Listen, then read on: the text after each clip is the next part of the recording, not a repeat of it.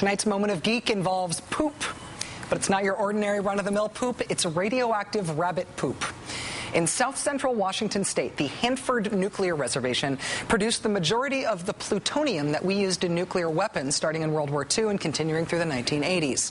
Hanford also produced more than 43 million cubic yards of radioactive waste and over 130 million cubic yards of contaminated soil and debris. Hanford's now the focus of the largest environmental cleanup in the country. Part of the cleanup has to do with 50 million gallons of liquid waste from plutonium production processes that was dumped at Hanford. It's liquid waste that's laced with radioactive cesium and strontium salts. One little-known fact about radioactive strontium salts: apparently jackrabbits find them delicious. In the words of the Seattle Post-Intelligencer, quote, "Jackrabbits routinely burrowed into those sites. They found the salt, liked it, and licked it. Later, they pooped it, leaving slightly radioactive scat all over the ground." And now we know it's okay to use pooped as a verb in the pages of the Seattle Post-Intelligencer. The radioactive poop that these bunnies are leaving all over the Hanford site is now, thanks to your stimulus dollars, being collected as low-level radioactive waste. The Department of Energy hired a contractor to fly a helicopter mounted with Geiger counters and GPS technology, and they fly the chopper over the rabbit poop-laden Hanford landscape. The chopper methodically covers the whole 14-square-mile area at a height of about 50 feet, flying at about 80 miles an hour.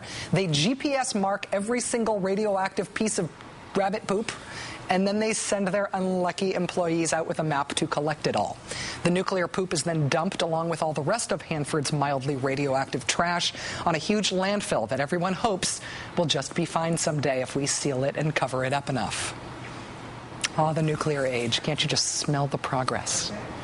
Joining us now is Nathan Hodge, reporter with Wired.com's national security blog Danger Room and co-author of the book A Nuclear Family Vacation: Travels in the World of Atomic Weaponry. Mr. Hodge, thanks very much for talking with us tonight. Hey, thanks for having me, Rachel.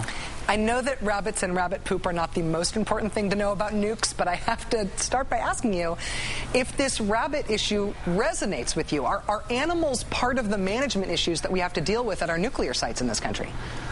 Well, I've always thought that nuclear weaponry was far too important of a subject to take seriously. And what better way of reminding the public of the legacy of nuclear testing and the nuclear complex than radioactive rabbit poo? No, it has been a factor. In fact, I visited a few years back another facility which isn't a cleanup site. It's part of the active nuclear complex, Y-12. It also dates back to the Manhattan Project.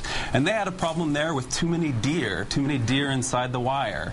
And so every year they would organize a deer hunt. And the one thing that you had to do after you bagged your deer, had to check it for radiation.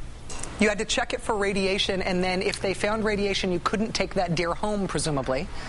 Probably a bad idea. I understand. Hanford has been closed since the 80s. We think about these Cold War production sites as gone, over, and forgotten, but our responsibility for dealing with nuclear waste and nuclear security issues at these sites is forever. How many places are there like this in the U.S.?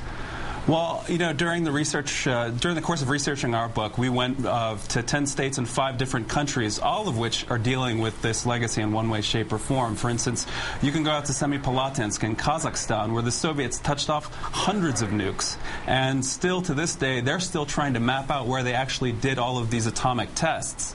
Another problem that they had were people were going in the down-and-out post-Soviet days, and they were digging up lots of irradiated metal and things like that to sell nice on the open market.